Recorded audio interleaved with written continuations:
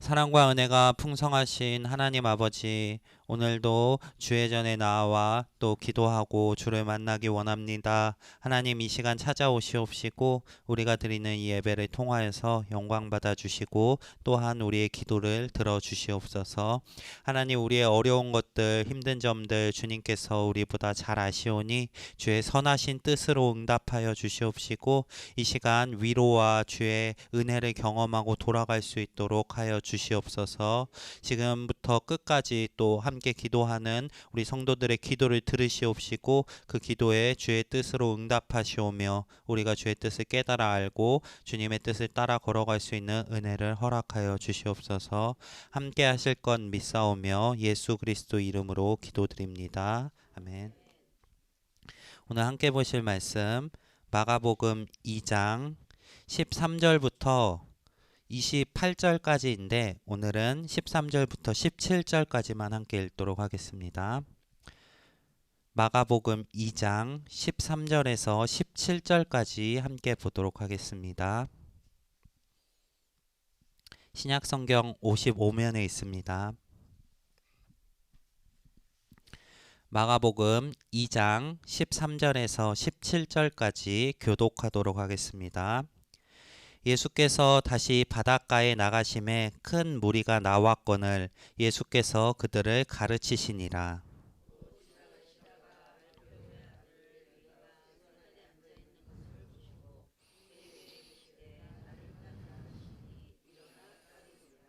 그의 집에 앉아 잡수실 때에 많은 세리와 죄인들이 예수와 그의 제자들과 함께 앉았으니 이는 그러한 사람들이 많이 있어서 예수를 따름이러라.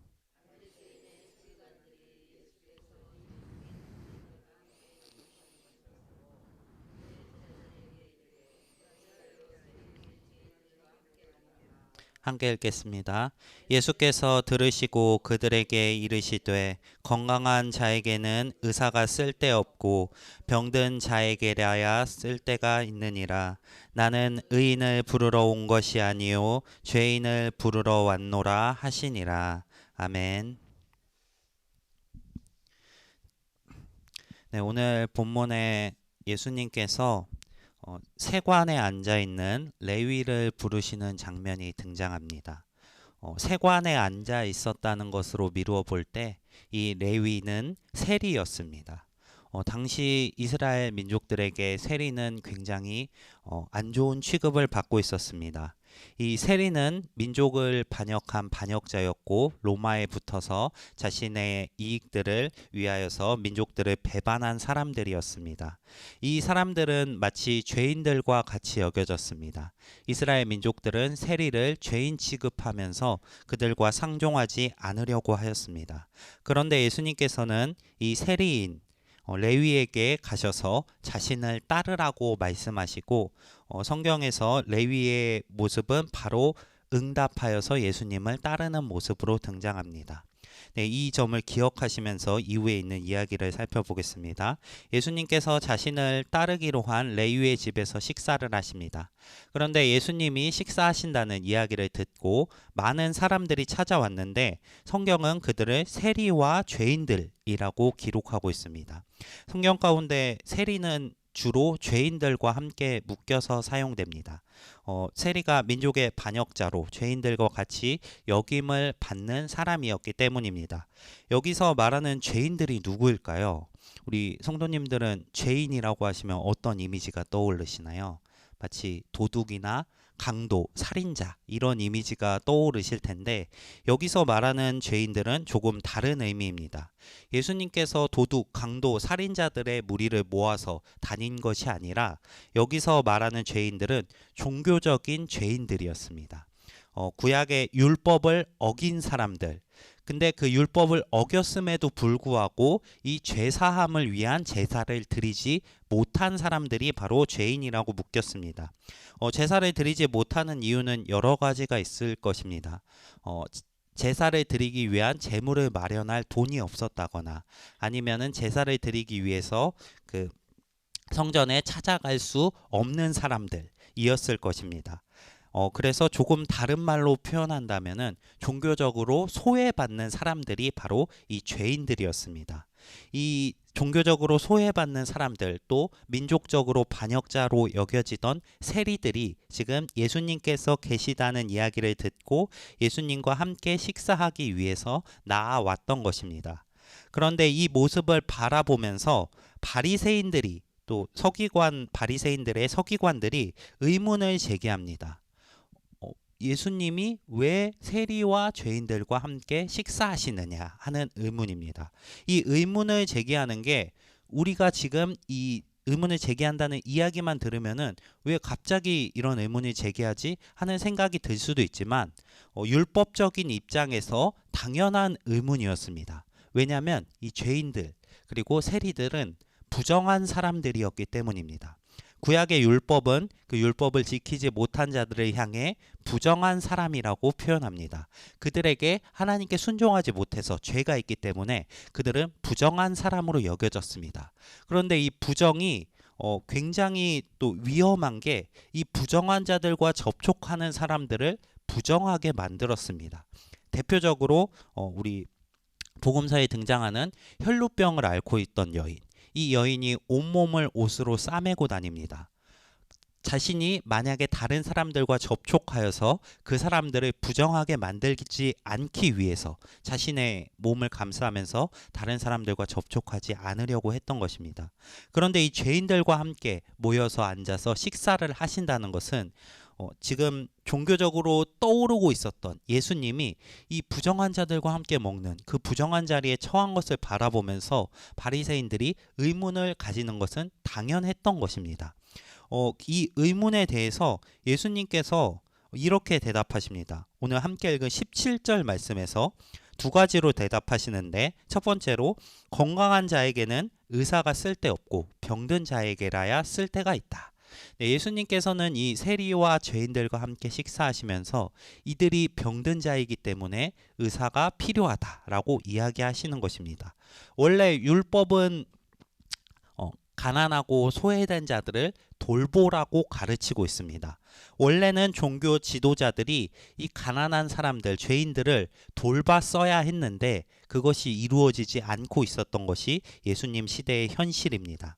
그래서 예수님께서 그들에게 지적하는 식으로 이야기하시는 것입니다. 의사가 필요한데 이 의사는 누구에게 필요하냐? 병든 자에게 필요한 사람이 바로 의사다. 그렇게 이 바리새인들에게 이야기하고 계신 것입니다. 자신이 이 병든 자들을 위한 의사가 되기 위해서 이 땅에 왔다. 그런데 한편으로 생각해 보면은 우리 일상생활에서 의사가 진짜 필요한 사람들, 그 사람들은 병든 자인데 어떠한 병든 자일까요? 자신이 의사가 필요하다고 여기는 사람에게 의사가 쓸 때가 있습니다. 예를 들어서 저희 할머니가 그러시는데, 나이가 많으신 분들 중에 아픈데도 병원을 안 가시는 분들이 계십니다. 이 정도는 그냥 있어도 낫는다 라고 생각하시면서 병원에 가시지 않는 사람들에게 의사가 의미가 있을까요? 의미가 없습니다. 병든 자 중에서 자신이 아프다는 것을 인정하고 병원에 나아가 의사를 찾는 자들에게나 의사가 쓸데있는 사람입니다. 예수님께서 두 번째로 이렇게 이야기하십니다. 의인을 부르러 온 것이 아니라 죄인을 부르러 왔다. 제가 방금 한 이야기가 조금 더 심화됩니다. 예수님께서는 죄인을 부르러 왔습니다. 근데 어떤 죄인을 부르러 왔냐? 자신이 죄인이라고 인정하고 하나님 앞으로 나아오는 자들을 부르러 온 것입니다. 우리가 굉장히 잘 아는 비유가 있습니다. 세리와 바리새인이 기도하는 비유입니다. 세리는 가슴을 치며 자신은 죄인이다 하나님께 울부짖었고, 바리새인들은 자신이 마치 의인이라도 된 것처럼 하나님 앞에 자신의 행함을 자랑하는 기도를 드렸습니다. 근데 누구의 기도가 응답받았을까요? 자신이 죄인이다 라고 이야기하면서 하나님의 은혜를 구하는 기도가 응답을 받았습니다. 예수님께서 오신 것이 바로 이러한 것을 이루시기 위함입니다. 스스로 죄인이라고 여기는 사람들, 스스로 병들었다고 여기면서 예수님을 찾아 나아오는 이 세리와 죄인 같은 사람들을 구원하기 위해서 이 땅에 오신 것입니다. 오늘 본문은 분명하게 이야기합니다. 예수님께서 오신 이유는 죄인을 구하러 온 것. 세리와 죄인 같은 사람들, 스스로 죄인이고 병들었다고 이야기하는 자들이 예수님을 찾아 나와왔을 때 그들을 구하기 위해서 이 땅에 오셨다는 것을 분명하게 드러내고 있습니다. 우리 역시 이러한 이유로 구원받았습니다. 복음을 전할 때 사람들이 가장 받아들이지 않는 부분이 이 부분이라고 합니다. 우리가 죄인이다라는 부분. 내가 무슨 죄를 지었어? 나 그래도 바르게 살았다라고 이야기하는 사람들이 많이 있습니다. 스스로 죄인이라고 인정하지 않는 자들에게 복음이 들어갈 틈이 없습니다. 하지만 우리는 우리가 죄인이라는 것을 인정하고 예수님 앞으로 나아왔습니다. 우리가 죄인이라고 인정하고 예수님 앞으로 나아왔을 때 예수님께서는 그 피로써 우리의 죄값을 사하시고 이제 우리를 의인으로 만들어 주십니다. 우리는 다 그 은혜를 경험한 사람들입니다. 오늘 하루의 삶 가운데도 그 은혜를 기억하셨으면 좋겠습니다. 우리가 죄인이었을 때 하나님께서 우리를 먼저 사랑하심으로 그 아들을 죽이시고 우리의 죄를 사하시고 우리를 의인으로 만들어 주셨습니다. 그 은혜를 기억하시는 오늘 하루가 되시기 바랍니다.